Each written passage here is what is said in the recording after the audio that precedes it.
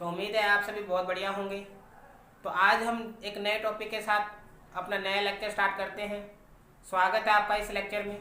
तो आज हम बिल्कुल सिंपल सा लेक्चर डिस्कस करते हैं रियल नंबर। और रियल नंबर में नंबर सिस्टम के बारे में आप ऑलरेडी पढ़ चुके हैं, फिर भी हम एक बार रिवीजन कर लेते हैं नंबर सिस्टम की। तो जो नंबर्स होते हैं उनको हम डिवाइड करते हैं दो पार्ट्स में, चाहे तो नंबर होंगे रियल चाहे होंगे इमेजिनरी। रियल मीन्स वास्तविक संख्या, इमेजिनरी मीन्स काल्पनिक। तो रियल नंबर को भी फर्दर हम और डिवाइड करना चाहें तो रियल नंबर हो सकते हैं आइदर रैशनल नंबर और इरेशनल नंबर। चाहे तो रैशनल होंगे चाहे आपके इरेशनल होंगे।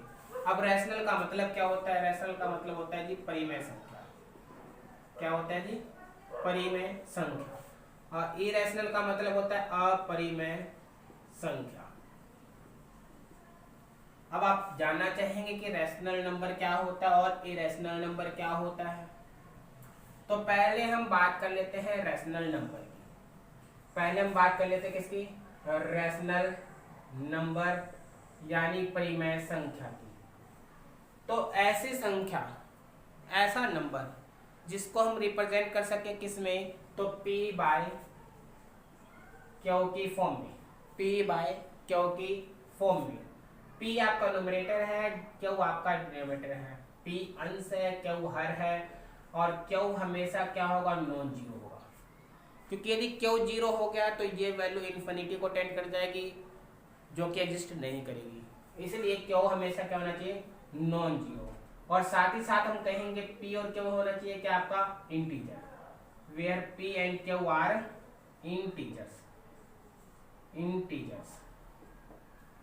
ये होता है आपका कि p बटा क्यू की फॉर्म में लिख सके। क्यू आपका नॉन जीरो होना चाहिए, p और क्यू क्या होना चाहिए? आपका इंटीजर्स होना चाहिए। और यदि आप इसको स्टैंडर्ड फॉर्म में लिखेंगे तो आप कहेंगे कि एचसीएफ p और क्यू का क्या होना चाहिए? 1 होना चाहिए। यानी हम ये भी कह सकते हैं कि यहाँ पे यदि p और क्यू क्या हो जाए? को प्राइम फैक्टर हो जाए। p एंड क्यू को प्राइम नंबर हो जाए तो भी आप उसको रैशनल नंबर की फॉर्म में रिप्रेजेंट कर सकते हैं। जैसे मैं एग्जांपल में बात कहूँ आपके सामने 2/3, तो आप बोल सकते हैं कि ये रैशनल नंबर है। तो आप देखेंगे p बाय क्यू की फॉर्म में है, तो यस ये रैशनल नंबर है। यदि मैं कहूँ 2, क्या ये रैशनल नंबर है? तो आप 2 के नीचे 1 लिख दें तो भी ये रैशनल नंबर है। कोई भी प्राइम नंबर, कोई भी नेचुरल नंबर, कोई भी ओड नंबर, ये सब क्या है? आपके रैशनल नंबर है। चाहे आप 1 कहें, 2 कहें, 3 कहें, 4 कहें, ये सब क्या है? आपके रैशनल नंबर है। इसी तरीके से आप सोचिए और बताइए क्या जीरो भी रैशनल नंबर है? तो आप सोचेंगे जीरो रैशनल नंबर है या नहीं, तो मैं कहूँगा जीरो भी रैशनल नंबर है। तो आप पूछेंगे कैसे? तो जीरो के डिवाइड में यदि 1 लगा दे तो रिजल्ट क्या होगा? जीरो। जीरो के डिवाइड में 2 लगा दे तो रिजल्ट क्या होगा? जीरो। जीरो के डिवाइड में यदि 3 लगा दे तो रिजल्ट क्या होगा? जीरो। यानी जीरो के डिवाइड में हम कुछ भी लगाएं, केवल एक्सेप्ट कर दे किसको? जीरो को। जीरो के नीचे जीरो नहीं आना चाहिए, बाकी कुछ भी लगाए तो आपकी रिजल्ट क्या आएगी? जीरो। और क्योंकि हम जीरो को किस फॉर्म में लिख पा रहे हैं, तो आप देख रहे हैं जीरो को हम p बाय क्यू के फॉर्म में लिख पा रहे हैं। कैसे? तो आपने देखा 0/1 लिखा, 0/2 लिखा, 0/3 लिखे, 0/4 लिखे। तो ये सब क्या है? किस फॉर्म में है? तो p बाय क्यू की फॉर्म में। और क्योंकि p बाय क्यू की फॉर्म में है तो यस आप कह सकते हैं कि जीरो क्या है? आपका एक रैशनल नंबर है। Yes, zero is a rational number. अच्छा, अब बात करते हैं रैशनल नंबर में और कौन कौन से नंबर इंक्लूड होते हैं। तो ये बेसिक से जानकारी तो आपको पता ही है। इवन नंबर क्या होते हैं? The number which is divisible by 2। Odd number क्या होते हैं? यानी विषम संख्या, जो नंबर 2 से डिविजिबल ना हो कंप्लीटली, उसे हम कहते हैं ऑड नंबर्स। इस तरीके से ये नंबर्स आप पढ़ चुके हैं। तो आज हम सिंपली सी बात करते हैं एक नया rule, Euclid division algorithm. Euclid division algorithm की तरफ। यूक्लिड डिवीजन एल्गोरिथम क्या कहता है कि यदि हम किसी भी नंबर को, मान लीजिए मैंने कहा कि यदि मेरे पास कोई नंबर है 15, तो मैं यदि इसको 3 से डिवाइड करूंगा तो आप बोलेंगे 3 5 जा 15, ये रिमाइंडर क्या गया 0। तो आप देख रहे हैं कि 15 को मैं लिखता हूँ क्या 3 इंटू में 5 प्लस में 0, जहां ये होता है रिमाइंडर, ये होता है आपका divided, this one is divided, this one is division जिससे हम डिवाइड लगाते हैं, ये क्या होता है भागफल, और ये होता है आपका शेषफल यानी रिमाइंडर। ठीक है जी, ये आप पढ़ चुके हैं। तो एक सिंपल सा रूल होता है कि डिवाइडेड होता है जिसको हम भाग लगाते हैं, वो बराबर होता है डिवीजन, किससे भाग दे रहे हैं, इनटू में क्वाइसेंट, इनटू में क्वाइसेंट और प्लस में रिमाइंडर। ये आपका सिंपल सा रूल होता है। मान लीजिए मैं कहूं कि यदि मैं डिवाइड कर रहा हूं a को किससे b से, a को डिवाइड कर रहा हूं b से, और ये क्यू क्वाइसेंट से जा रहा है और इसका जो रिमाइंडर आ रहा है वो लास्ट में क्या आ रहा है r। तो आप इस a को क्या लिख सकते हैं, तो b इंटू में क्यू, b इंटू में क्यू और प्लस में r। अब आप सोचेंगे रिमाइंडर, रिमाइंडर क्या होना चाहिए, तो रिमाइंडर सोचिए क्या कभी b से बड़ा हो सकता है, तो आप कहेंगे नहीं। क्या 0 से छोटा हो सकता है, तो आप कहेंगे नहीं। तो रिमाइंडर क्या होना चाहिए, 0 हो सकता है या 0 से बड़ा हो सकता है, बट हमेशा किससे छोटा होगा, तो आप कहेंगे b से। तो इसी कंसेप्ट को कहते हैं क्या, Euclid division algorithm, Euclid division algorithm. जैसे मैं कहूँ आपके सामने कि 15 को यदि आप 2 से डिवाइड करते हैं तो आप क्या कहेंगे, 2 7 जा 40 1। तो यहाँ से मैं ऐसे कह सकता हूँ क्या कि 15 इज इक्वल टू जगह 2 इंटू में 7 प्लस में 1। तो देख रहे हैं रिमाइंडर कितना आ रहा है 1। रिमाइंडर हमेशा इस डिवीजन से हमेशा छोटा होगा, क्योंकि ये डिवीजन से छोटा होगा तभी ये कंप्लीटली यहाँ तक हो सकता है। यदि ये डिवीजन से बड़ा हो गया रिमाइंडर तो दोबारा आप डिवाइड लगा देंगे। इसलिए हम कहते हैं कि जो रिमाइंडर है वो हमेशा किससे छोटा होना चाहिए, डिवीजन से। 0 हो सकता है रिमाइंडर, जैसे आपने इस केस में देखा रिमाइंडर क्या था 0। यदि मैं और केस लूँ आपके सामने, यदि आप कहो 18 है और इसको आप 3 से डिवाइड करते हो तो 3 6 जा 18, जो कि रिमाइंडर 0 देता है। तो इस केस में आप देख रहे हैं रिमाइंडर 0। मगर यदि मैं 18 को ही डिवाइड करता हूँ 4 से, तो आप कहेंगे 4 4 जा 16, रिमाइंडर क्या आ गया 2। तो रिमाइंडर किससे छोटा है, 4 से। तो इस तरीके से हम बात करते हैं इसमें, समझ रहे हैं आप। अब इसके कुछ क्वेश्चंस पे बात करते हैं कि कैसे इसके क्वेश्चन सॉल्व करेंगे आप। यदि आपके सामने यूक्लिड डिवीजन एल्गोरिथम से कोई क्वेश्चन आ जाए तो एक छोटा सा कंसेप्ट छोटे से क्वेश्चन के साथ स्टार्ट करते हैं। मान लीजिए आपके पास कोई कहे 25 और 35, इन दोनों का एचसीएफ निकालिए by using Euclid division algorithm. तो 25 और 35 का आपको निकालना है HCF by using Euclid division algorithm. तो आप क्या कहेंगे, 35 को डिवाइड कर देंगे 25 से, कितने पे जाएगा, तो आप बोलेंगे 1 पे। तो ये आ गया 10। क्या ये कंप्लीटली डिविजिबल है, पूरा डिवाइड तो नहीं हुआ। आप देख रहे हैं रिमाइंडर है वो 25 डिवीजन से छोटा है, तो आप और डिवाइड लगा सकते हैं इसको कैसे। तो अब आप क्या कीजिए, इस 10 को बाहर रहने दीजिए और 25 को अंदर। हम चाहते हैं कि इन दोनों का ऐसा हाईएस्ट कॉमन फैक्टर मिल जाए जो दोनों में कॉमन हो। तो आप देखिए दोबारा डिवाइड लगाएंगे तो 10 2 जा 20। तो पहले हम डिवाइड कर रहे हैं तो ये आ गया 5, रिमाइंडर इससे छोटा है तो ये इतना ही डिवाइड होगा। अब आप क्या कीजिए, 5 को यहाँ रख दीजिए और 10 को यहाँ ले आइए, तो 5 2 जा 10, रिमाइंडर क्या आ गया 0। तो आप देख रहे हैं सबसे हाईएस्ट कॉमन फैक्टर क्या है यहाँ पे 5, यानी एचसीएफ है 5। ये तो हमें पता चल गया।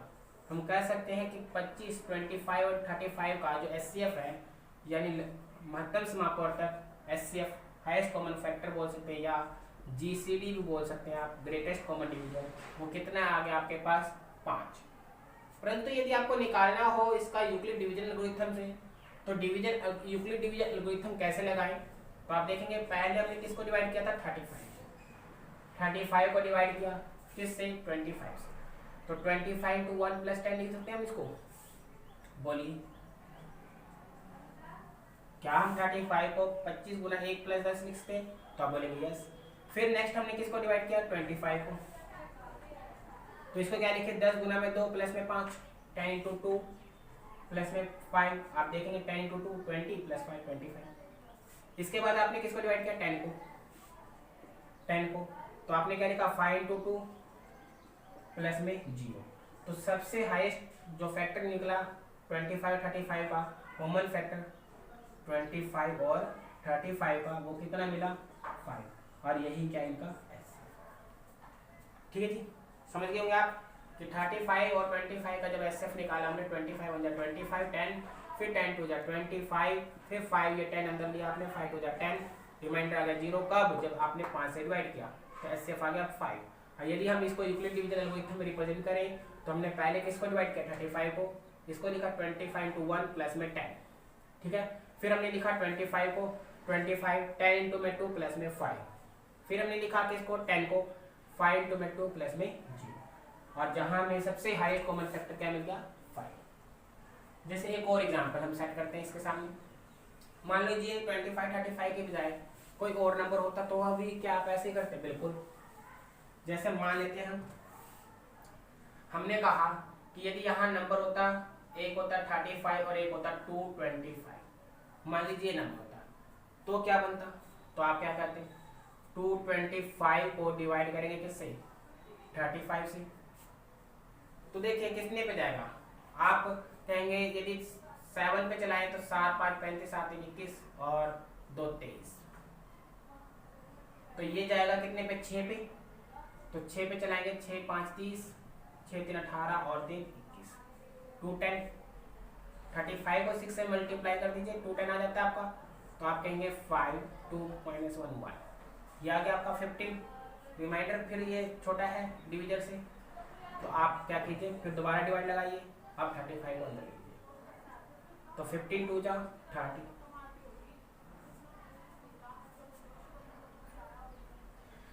तो रिमाइंडर कितना आया? 5। फिर डिवाइड कर सकते हैं आगे, यस। तो इस 15 को अंदर लीजिए, 5 3 जा 15। तो अब आपका आ गया रिमाइंडर 0। तो आप कह सकते हैं एचसीएफ कितना आया यहाँ पे? तो आप कहेंगे 5, क्योंकि हाईएस्ट कॉमन फैक्टर क्या मिला? 5। मगर यदि यूक्लिड डिवीजन एल्गोरिथम से रिप्रेजेंट करें तो कैसे लिखेंगे? तो पहले हमने किसको डिवाइड किया था? 2 2 5 225। ये क्या लिखा? 35 इंटू में 6 प्लस में 15। फिर नेक्स्ट क्या डिवाइड किया हमने? 35 15 इंटू में 2 प्लस में 5। फिर नेक्स्ट 15 5 इंटू में 3, रिमाइंडर विल बी 0। तो एचसीएफ कितना मिल गया हमारा? किसका? 225 एंड 35 का। तो आप कहेंगे ये आपका रिजल्ट आ गया कितना? 5। ठीक है जी, बना सकते हैं इस टाइप के क्वेश्चन। अब थोड़े से अलग टाइप के क्वेश्चन पे चलते हैं। ये तो थे बिल्कुल सिंपल सी बात।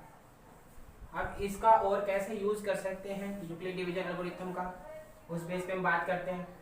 तो मान लीजिए आपके सामने क्वेश्चन दे दिया जाए, सो डैट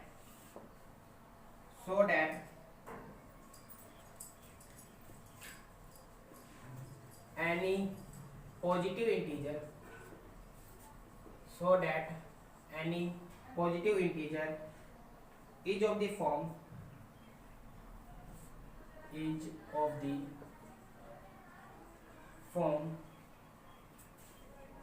3q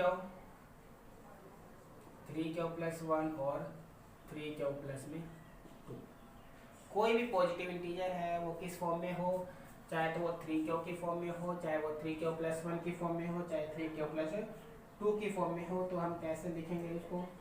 कोई पॉजिटिव इंटीजर। तो देखिए यहाँ तो सिंपली आपको क्वेश्चन में ही दे दिया गया कि इंटीजर किस फॉर्म में होना चाहिए पॉजिटिव। तो 3q 3q plus 1 3q plus 2। आप अपनी तरफ से कोई भी पॉजिटिव इंटीजर लेट कर सकते हैं। लेट, ये केवल समझने के लिए बता रहा हूँ आपको। लेट आपने कहा 1, तो 1 को क्या मैं ऐसे लिखता हूँ इसकी फॉर्म में, किस फॉर्म में लिख पाऊंगा? तो आप कहेंगे इसको मैं 3 इंटू में 0 प्लस 1 लिखूँ, तो ये किस फॉर्म में हो गया? 3q plus 1 की फॉर्म में। यदि मैंने मान लो पॉजिटिव इंटीजर ले लिया 2, तो मैं कैसे लिख सकता हूँ? तो आप कहेंगे 3 इंटू में 0 प्लस में 2 लिख दीजिए, तो ये जाए 3 इंटू में q प्लस में 2। क्यों कुछ भी इंटीजर हो सकता है, ये ऐसा है 4 q is some integer. Q की वैल्यू कुछ भी हो सकती है, कोई भी इंटीजर हो सकता है क्यू। ये केस हमेशा रहेगा आपके पास। जैसे यहाँ क्यू की वैल्यू क्या है 0, यहाँ क्यू की वैल्यू 0। अब यदि यहाँ 50 लिखूँ तो आप कहेंगे क्या होना चाहिए, तो आप कहेंगे 3 × 5 प्लस में 0। तो यहाँ क्यू की वैल्यू क्या है 5। तो इस तरीके से क्यू की वैल्यू चेंज हो जाएगी और ये बनता जाएगा आपका किसमें 3Q या 3Q + 1 और 3Q + 2 की फॉर्म में। तो हमने कहा लेट n एक ऐसा पॉजिटिव इंटीजर मान लेते हैं, डेट इज मान लीजिए हमने कहा 3m प्लस में r। हमने n को ऐसा इंटीजर माना 3m + r, जहाँ m क्या है एक integer, way m is any integer, m क्या है इंटीजर और r रिमाइंडर है। तो रिमाइंडर की वैल्यू हमने जैसा कहा यूक्लिड डिवीजन एल्गोरिथम के अकॉर्डिंग वो हमेशा क्या होगी 0 हो सकती है, 0 से बड़ी हो सकती है और 3 से छोटी होगी। तो आप कहेंगे रिमाइंडर, इसका मतलब हो सकता है 0, हो सकता है 1, हो सकता है 2। रिमाइंडर 0 हो सकता है, 1 हो सकता है, 2 हो सकता है। तो हमने ये कोई पॉजिटिव इंटीजर मान लिया, ये क्या मान लिया हमने, कोई पॉजिटिव इंटीजर लेट कर दिया। तो आप कहेंगे क्या n = 3m + r है, ये हमने कहा। यदि r की वैल्यू मैं 0 पुट कर दूँ, r की वैल्यू यदि मैं 0 पुट कर दूँ तो n क्या बनेगा 3m। और m कुछ भी हो सकता है, तो हमने कहा m की जगह मैंने क्यों लिख दिया, लिख सकता हूँ m इज, क्योंकि मुझे किस फॉर्म में दिखाना है 3Q + 1 3Q + 2। तो m की जगह 3 क्यों लिख दूँ तो कोई दिक्कत नहीं, ठीक है जी। वेयर n = क्यों, ये कर सकता हूँ मैं। इसी तरीके से मान लो मैंने r की वैल्यू पुट कर दी 1, तो आप कहेंगे ये बन जाएगा 3m प्लस में 1। फिर मैंने कहा m की जगह क्या लिख दूँ क्यों, तो ये जगह 3Q + में 1, वेयर m = क्यों। इस तरीके से आप बता सकते हैं। यदि r की वैल्यू 2 पुट कर दें तो ये जगह 3m प्लस में 2, फिर m की जगह क्यों लिख दूँ तो 3Q + 2, ठीक है जी। तो इस तरीके से हम रिप्रेजेंट कर सकते हैं कि कोई पॉजिटिव इंटीजर है वो किस फॉर्म में होगा, आइदर इन 3Q + 1 3Q + 2। ये आपने एग्जाम्पल देख लिए और भी बहुत सारे एग्जाम्पल्स इसको सेट कर सकते हैं। तो उम्मीद है आपको ये लेक्चर समझ में आया होगा और कंटिन्यू आप इस तरीके से मेहनत करते रहिए और इस लॉकडाउन में अच्छी तरीके से फ़ायदा उठाइए। घर बैठ कर आप स्टडी करिए। ओके।